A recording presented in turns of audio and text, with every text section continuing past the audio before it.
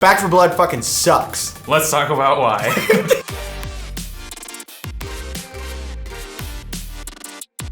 Hey guys! What is up, what is up? Welcome back to another G-Mineo video. In today's video, Brady and I, as we intimated in our introduction, are talking about Back 4 Blood. There's been a little bit. A little? More than a little bit. A little, ooh. Of anger, dismay, resentment, flabbergastedness towards the Back 4 Blood devs recently because of a certain update that messed up a lot of the spawns.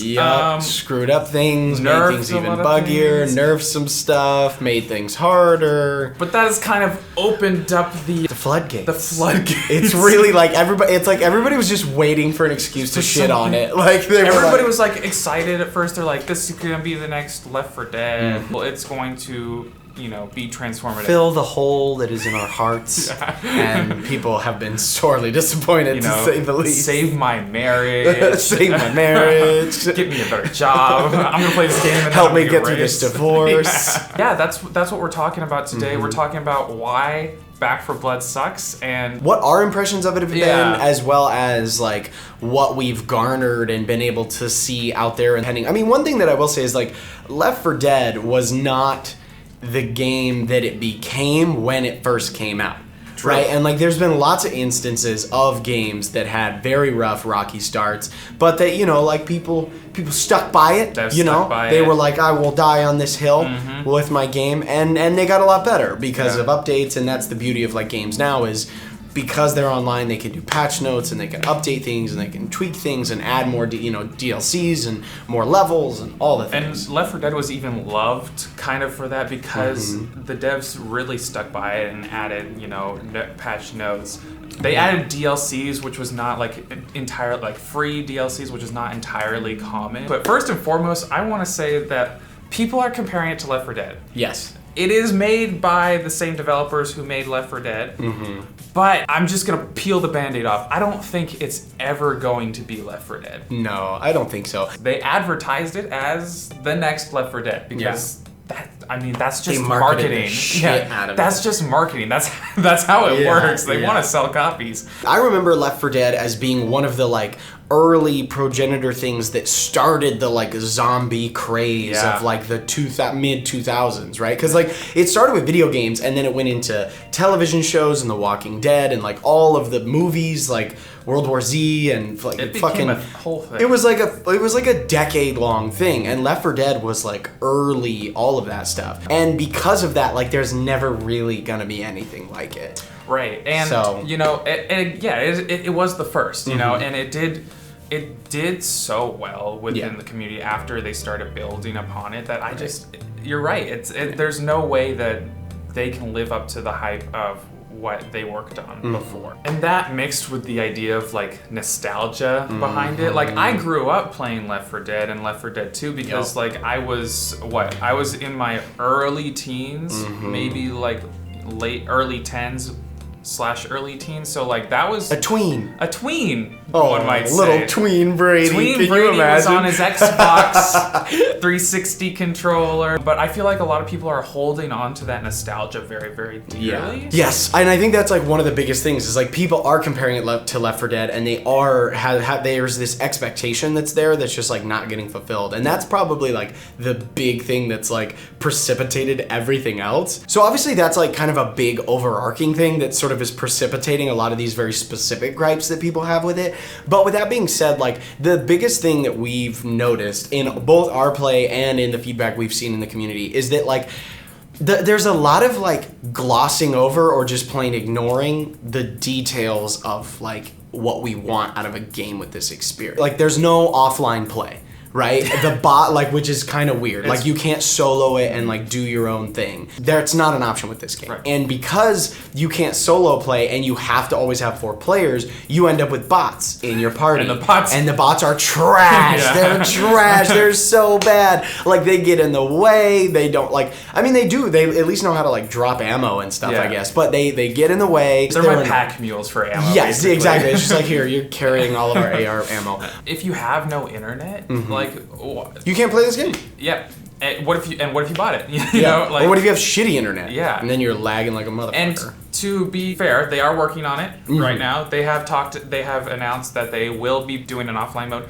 But with today, I would say that offline mode needs to be in the game when it releases, because people, I mean, yes, everyone who plays games has a lot of access, but there are some people who don't have access to good internet or any internet at all and just want to play the game as well. Yeah, which kind of brings us actually really great into the next point, which is that one of the biggest things about online or offline play and that makes a game very successful with offline play is the quality of the campaign and the story that people are able to play through. And frankly, like, the best part about Back 4 Blood so far was the first cutscene when you first start the game. Yeah, I don't want to compare it to Left 4 Dead, but in Left 4 Dead there's a lot of things, like, I remember very distinctly, like, having to fill up taking the gas canisters, fill up the car. Right. I think that's a huge part of it. The variety of the gameplay that could be added. Different objectives, different things that you'd have to do. I'm gonna try and stretch it over to the game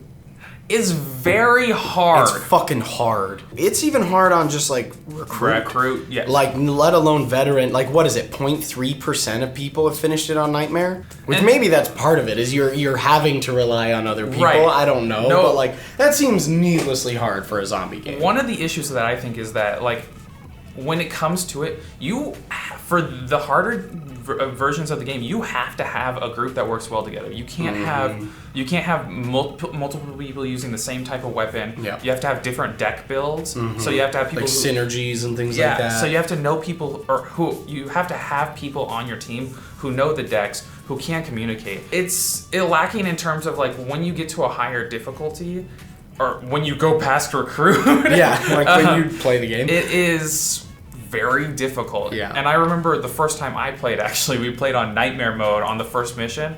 We made it, like, what, 30 seconds in? Yeah. 5 feet out the door, we were done. We tried it like 3 times and we were like, fuck this. This is impossible. We thought it would be a fun challenge to put on the channel.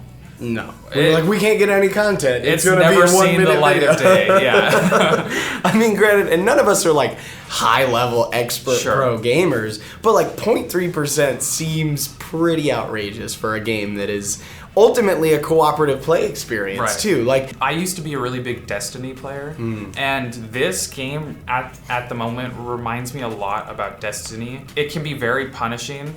It requires teams for a certain amount of things.